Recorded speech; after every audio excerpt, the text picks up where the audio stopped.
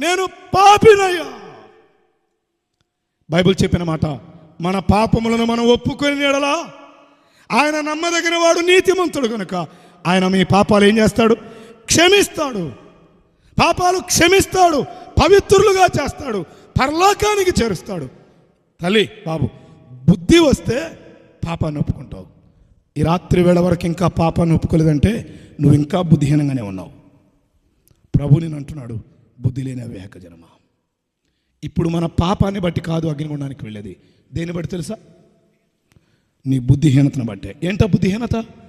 యేసు ప్రభు జీవమార్గం అని తెలిసినా, ఆయన నీ కొరకు శరీరములో మరణించి తిరిగి లేచాడని తెలిసినా ఆయన దగ్గర ఆయన నమ్ముకోకపోవడం, ఆయన దగ్గర నీ పాపాలు ఒప్పుకోకపోవడం. యేసు ప్రభు వారు నీ పాపాల కొరకే మృతి పొంది సమాధి చేయబడి తిరిగి లేచాడని నీ హృదయంలో విశ్వసిస్తే నువ్వేం చేయబడతావు? రక్షణ పడతావు.